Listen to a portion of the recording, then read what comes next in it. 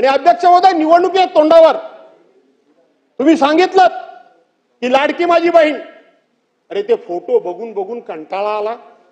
आता सुद्धा बघितलं ते तिघांचेच फोटो कायम असतात. अरे पूर्वीची काय सरकार झाली नाही काय, काय फोटो, रोज जाहिरात, वर्तमानपत्रामध्ये जाहिरात, टीव्हीवर जाहिरात, कुठल्याही कार्यक्रमावर पत्र जाहिरात, कुठलंही प्रशस्ती पत्रिक द्या जाहिरात, काय चाललंय काय हे.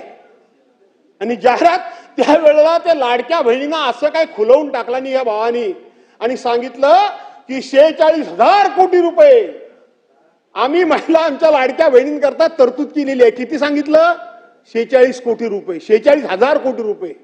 यंदाचं बजेट कितीचं आहे? 36,000 कोटी रुपये. पहिल्या झटक्यात 10,000 कोटी रुपये कमी झाले. म्हणजे 10,000 कोटी मिळणाऱ्या बहिणी आता घरी जाणार हे स्पष्ट झालं. प्रत्यक्षपणे खर्च किती झाले? 33,232 कोटी रुपये.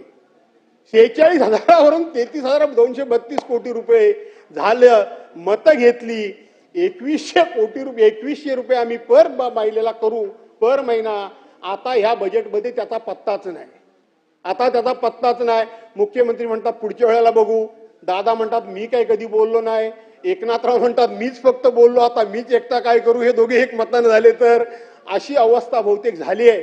अध्यक्ष महोदय, आमच्या आदितीताई बसल्या तिथं, मंत्री महोदया, 2,53,000 2 कोटी आणि 53 लाख महिलांचं आपण त्या ठिकाणी 2 कोटी 53 लाख महिला ह्या त्याच्या लाभार्थी त्यावेळेला तुम्ही जाहीर केल्यात.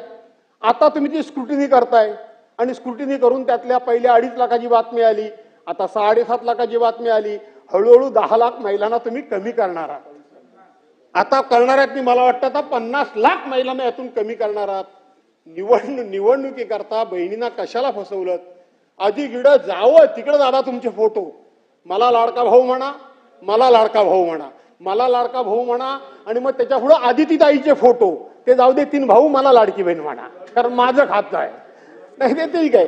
जी गुलाबी जॅकेटवर टीका काही लोकांनी केली ती मलाही आवडली नाही. खरं सांगायला गेलं तर त्यांनी शिवलं त्यांच्या पद्धतीने. बिघडलं काय? काहीच बिघडलं नाही. त्यांचं काम झालं, आता त्यांनी काढून टाकलं.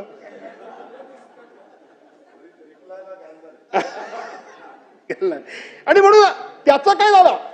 त्या महिलांना तुम्ही वाऱ्यावर का सोडलं? तुमच्या जाहीरनाम्यामध्ये, भारतीय जनता पार्टीच्या जाहीरनाम्यामध्ये शेतकऱ्यांचं कर्ज माफ करू म्हणून तुम्ही जाहीरनामा लोकांना दिलात. आता तुम्ही त्या शेतकऱ्यांच्या कर्जमाफीबद्दल शब्द उच्चारला तयार नाहीत.